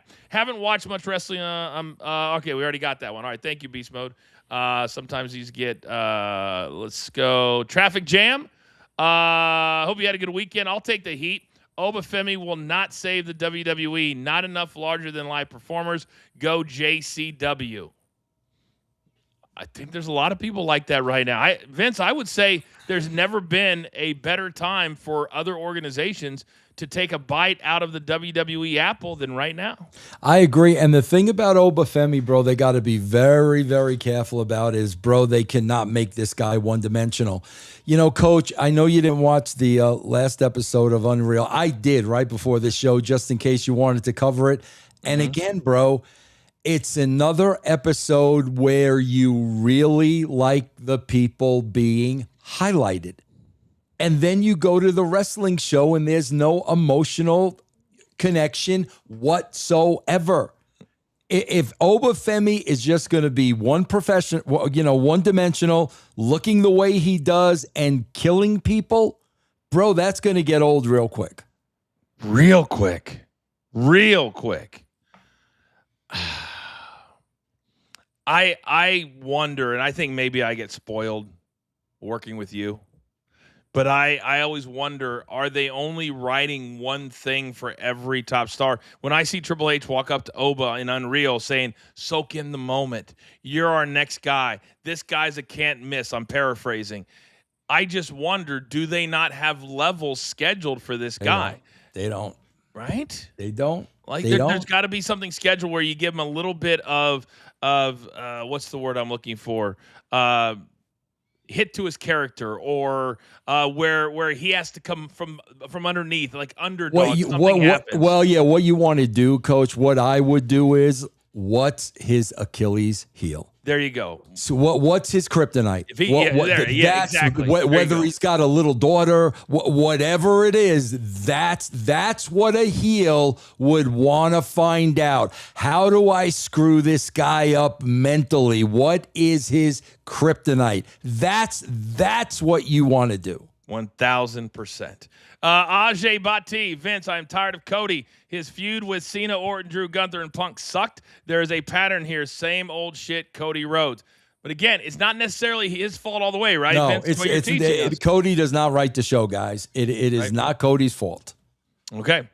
Sam Murray, 12-12, 2 spots on the wheel. He says, can either of you explain the insane adrenaline rush when you walk out on the stage? it is like nothing you could ever imagine. I'll never forget, Vince, the first time I came out with my entrance music. When they came out with my real entrance music, it was the most amazing thing. When I was out and Rock came out and you're in the arena and there's 20,000 people, it's hard to describe adrenaline. And you've been out there. I mean, you're a world champion. Guns out. What was it like when you walked out with the belt? You know, Coach, I swear this was always my thought when I walked out there. Okay. And I'm sure you experienced a lot of this too. I never wanted to screw anything up to make who I was working with look bad. That was whether Booker's out there or Goldberg's out there, Vince, you cannot make them look bad. You cannot make them look bad. You cannot. That's all I really worried about. I did not want to make anybody look bad.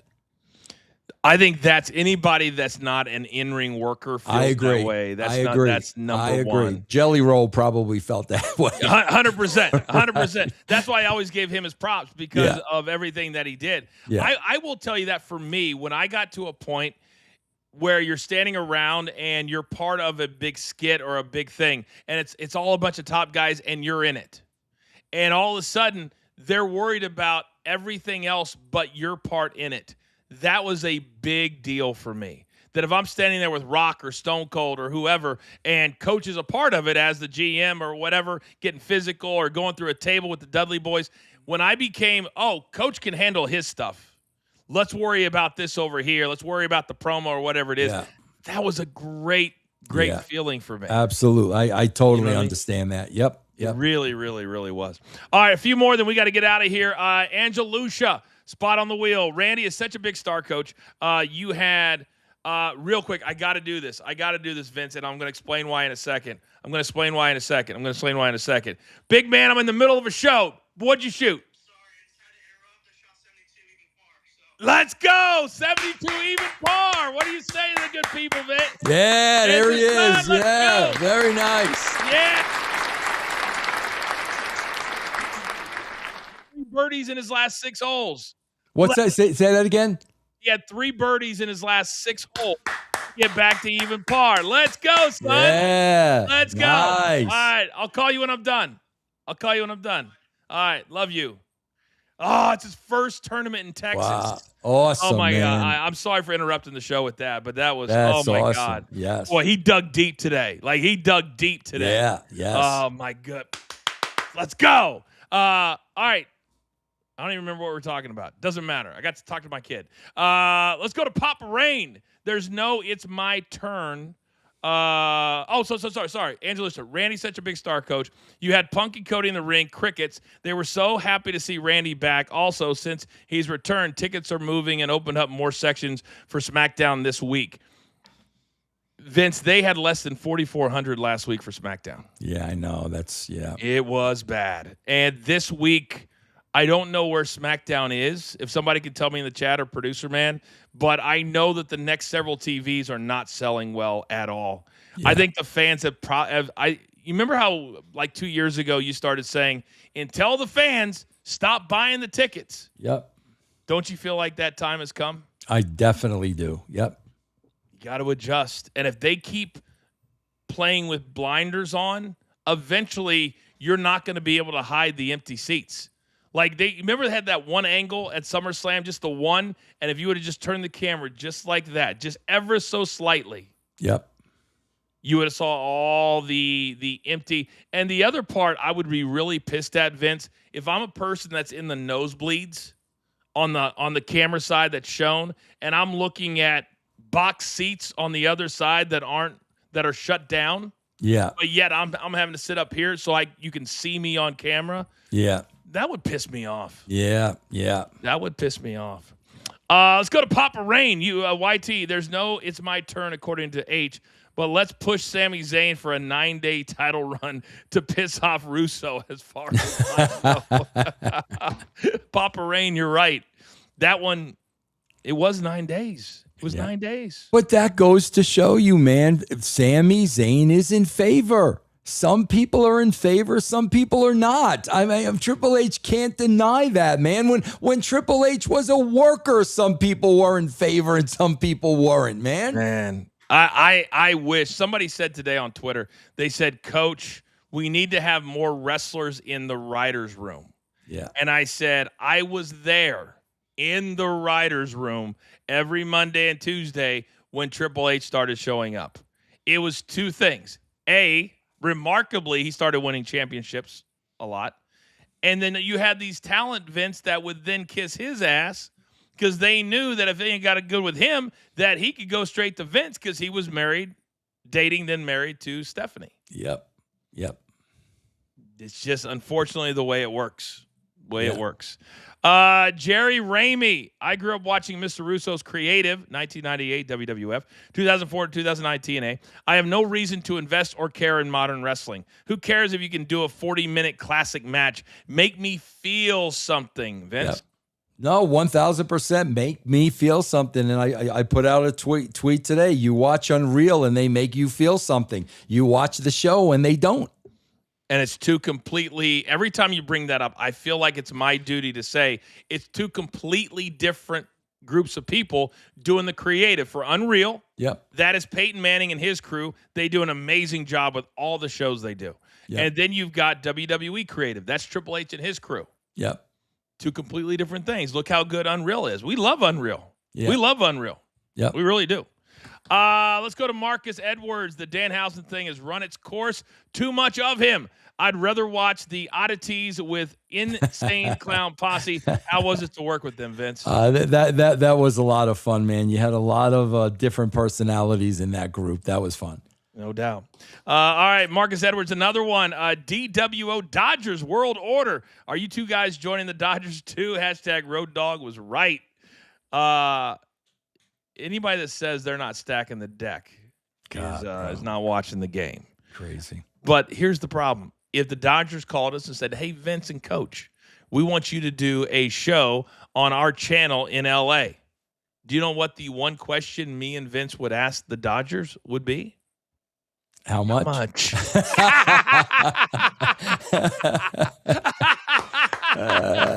Yeah. Point blank. You can say what you want about a lot of people, but if the check is right, yeah, I think where we would be creative is we would still do it and not feel like we're kissing the Dodgers' ass. Right, yeah. Right. Yeah, That was. Don't get me started on that. Some people had some fun this weekend. I will say that. Let's go to Brian 7231, premium member. Thank you. Says Vince, to reiterate our phone call, if no book donates the money to hair dye, Coach needs to do a Fro or Rick James hair. The people want it. Buy me a coffee. Let's you keep your money more than others. Buy me a coffee. Let's keep your money more than others. I'm a little bit confused with part of that. I'm not growing a Rick James hairdo. No good, Rick James, yeah. Although I do think at some point we are doing the $2,000 challenge. We're going to do it.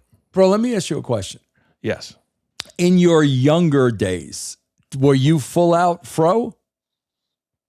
No, I was very lucky that I have. So my dad is black. Right. My mother was black and Italian. Right. Okay. So I was 3/4 black, quarter Italian. Right. Which is why my skin is still so great. I have an Italian nose, right, but you don't get the traditional black fro. What did you have? I had waves.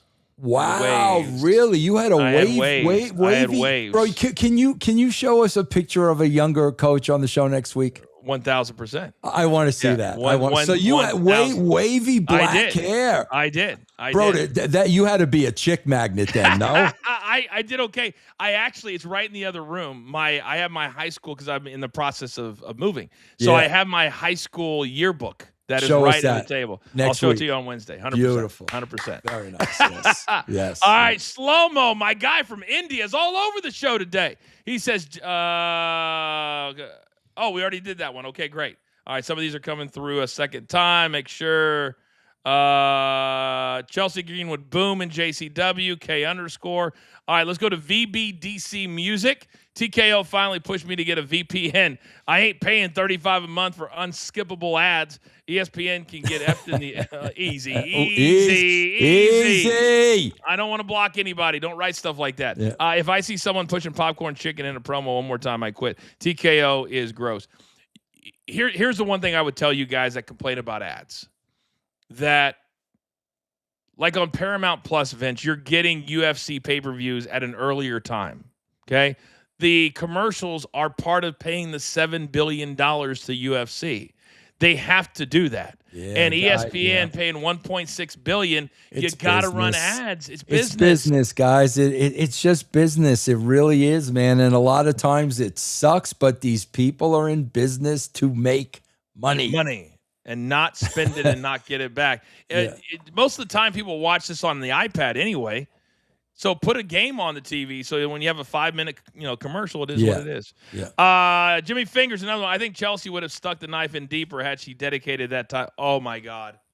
Oh, Jimmy, can you imagine if she would have said, Road Dogg, this one's for you. Yeah, and she's the kind of person that would do that, too. Yes, she would. Yeah. Yes, she would. Oh, Jimmy. The way Jimmy's mind works is just amazing. Let's go to Dan. Just curious what your opinions are of Raw Underground. Can I tell you something? See, right there. Can I tell you something real quick, Coach, before we get to this one? Right there. This is the boat. This is the boat they're missing. Okay. If I'm writing that show, Michael Hayes is confronting Chelsea Green tonight. That would be like in the ring or backstage. You got something to say to me, say it to me. And let Chelsea say it to him. And then let Michael Hayes go out and get a free bird, female, whatever. But these are the things. You could take one thing Chelsea said that was not scripted. You could turn that into her entire next angle. I may have to put out a video after this show because every time we do, they use our ideas. Yeah, but I'm telling you. That's an amazing idea. It's that, Chelsea, you got something to say to me, I'm right here, say it. And he should be walking in, pitching it himself. Yeah, and her saying, you really want me to, Michael? You really want me to tell you how I feel? Yeah, and then let her just shoot on him. God, that would be amazing. And at his age and how long he's been around, he should crave any time of getting on TV. Yep. Anytime. That would be amazing. And the crowd would be like, what? Yep. And, oh my goodness. Oh, my goodness. All right. I don't know what Raw Underground is, by the way. I don't.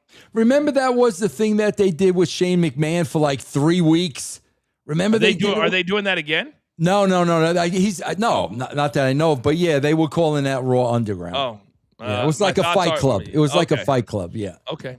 My thoughts are I don't have any thoughts, I guess. Adam H6262. What are your thoughts on Scooble to the Dodgers and a potential lockout next year? Adam, 2 things. If the Dodgers can do it, they didn't pay a bunch of money. They gave away some prospects. They just kind of do it better than other people. And Vince, I will tell you that the players are idiots. That would be my takeaway. There will definitely. It's not a potential lockout. It is lockout. The question is, how long is it going to be locked out? That's the question. The big voices are the ones making the big money. Yeah. And here's why. Here's an idea, guys, that you get. So what's his name from the Mets, Vince? Sosa. Yeah. Sosa, right? Not Sosa. Yeah. $765 million. What the hell? Why? It's Juan Soto. Soto. So Soto, under the new parameters of the new deal that the owners want, he signed for 15 years, $765 million. Under this new thing, he would sign for only $265 million and 4 years, I believe that it is.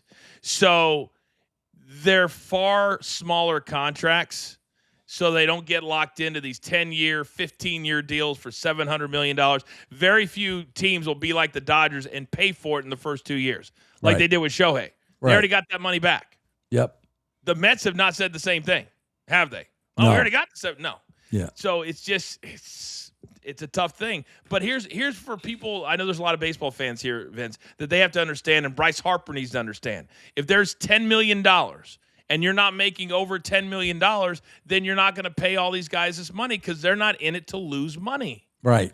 And their TV deal sucks. Yep, exactly. Yeah. It sucks. Yeah. It just does. They don't – all of their regionals went into bankruptcy, and now to watch your local team, you're basically paying by the game. Yeah. Yep. Just is. Don't get me and Vince started on bait. We'll talk about it all day. Randy Mose, my guy, is back. Want to give props on Gable and Stratton's Vikings ring gear. Not a huge fan of Jade Cargill, but major props on her Prince-inspired ring gear. Very cool. Didn't see Green winning the title, but sweet reward. Randy, that's a good super chat. I thought that, Vince, and I don't know about you, but I thought the emotion from Chad Gable was as real could get. And I thought that was my number 2 best moment of the week. Yeah, and come on, bro. How long has Gable been there, and you're going to tell me he wasn't working hard from day one? That's your perfect example, bro. There's no doubt this guy wasn't working hard from day one. Triple H would probably tell you the other part of what he said. He probably says, we challenged him, and look at the great shape he's in now. Yeah. He got in better shape. He filmed himself at the gym, blah, blah, blah, blah, blah. Yeah. That's why they can go either way.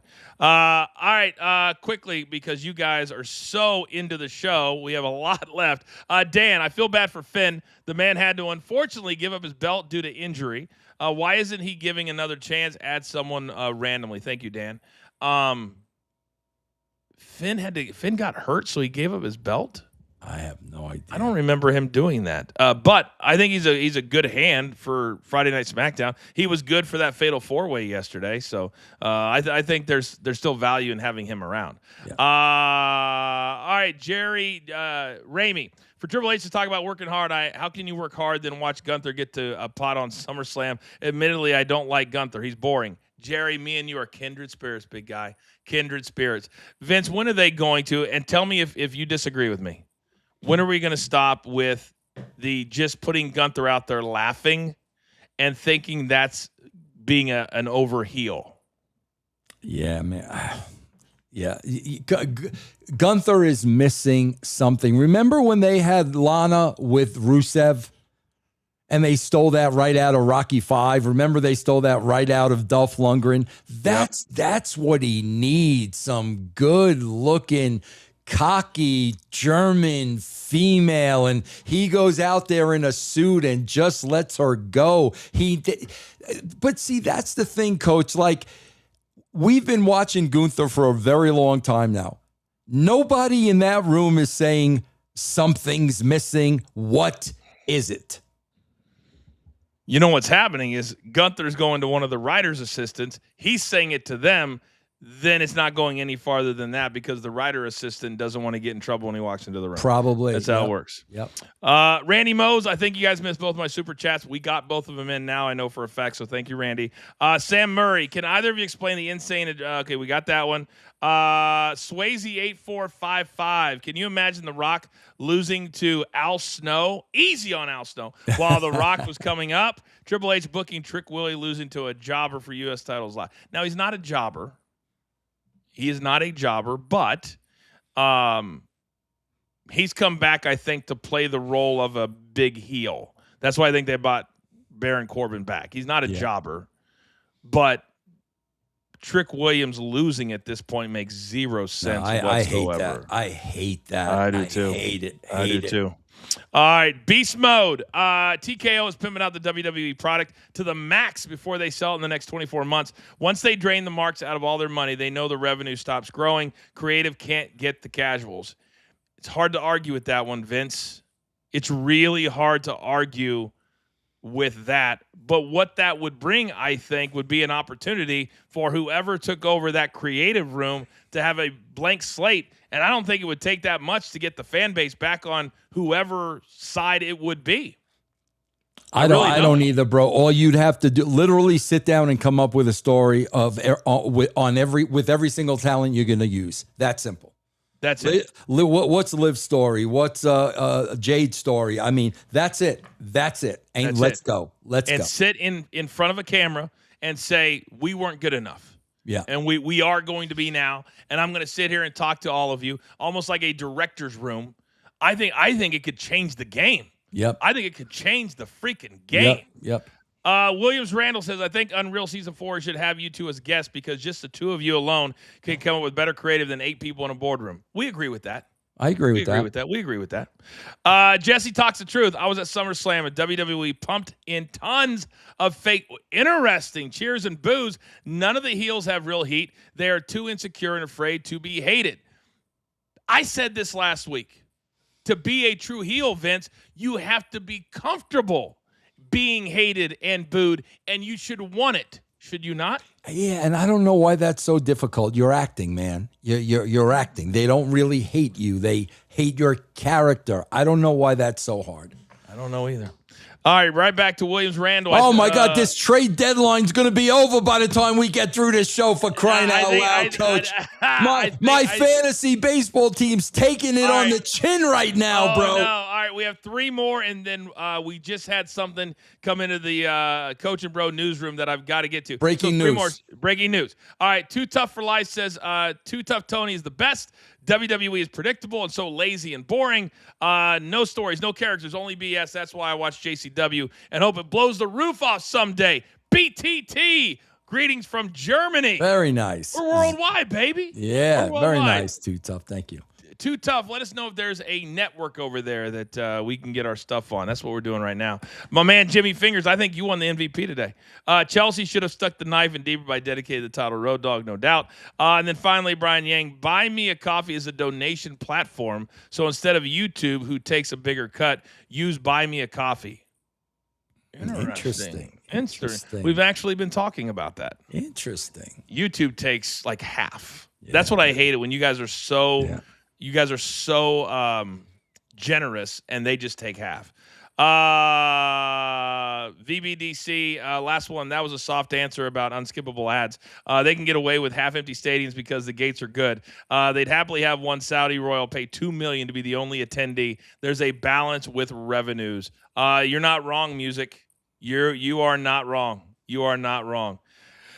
All right, that's all these super stickers. But Vince, I hate to say it, but 2 things just came in to the Coach and Bro newsroom. Breaking news. Because it was out on the wires a few minutes ago that the question was posed, did I used to have a fro or a different kind of haircut? Yes. Apparently, a old picture has been found. Oh, no. So as much as I do not want to do this, here is a picture of old. Very. Look at you, man. Yeah. I want to go on a date with you, bro. Well, what's funny is that you had a very similar haircut back in the day. Oh, boy. Oh, no. Because. Yes. Yeah. Very nice. Oh, my God. Get a screenshot. I gotta get a screenshot of that. Hold on, bro. Can you imagine that tag team right there, man? What would we be called? What would be our tag team? God, I don't know. Oh God, bro. Would it be Perms Over Easy? Yes. Perms Over Easy. Oh, my God. Bro, what are you going to do when you tune into WWE next week? There's a new tag team, Perms Over Easy, with 2 guys with perms. What are you going to do? I'll probably order one and feed into it. Oh, my God. Producer, man, you are unbelievable. Or Mikey P, one of the 2. Yes. All right, Vince, we got to get out of here. These 2-hour shows are killing me. Yes. We're going to be back on Wednesday. We're going to break down episode number 3 from Unreal. Anything you got to promote today, Vince? No, guys, the book again, man. If you guys want to check out the book, Total Nonstop Agony, just go to russosbrand.com. All right, we did win Miss One super sticker, and I apologize from Shlomo. And who was in charge, Coach? Did they not want to do what Vince McMahon did because it is a sport entertainment and not wrestling? Triple H wanted to convince everyone he is the man, and so no. Shlomo, that's a great super chat to end the show on. I feel like, Vince, the next week or 2 are going to be very, very important in the world of the WWE. Because if any changes are going to happen, it's going to happen after a show that saw 50% ticket sales Did you notice no talk of ticket sales, no talk of people, none of it? Yeah. Are heads going to roll, in your opinion? I mean, I want to know, Coach, heads are going to roll unless there is a light at the end of the tunnel. And the light at the end of the tunnel ain't a returning Randy Orton or ain't Kevin Owens. We've been there and we've done that. What is the light at the end of the tunnel? That's what I want to know. All right. That's what I want to know as well, because now we have, gosh, I don't even know what the pay-per-view is in September, but I know New Orleans has Money in the Bank in October, I believe. And then you've got Survivor Series in November. It's going to be interesting 3 months. Yeah, interesting 3 months. Yeah.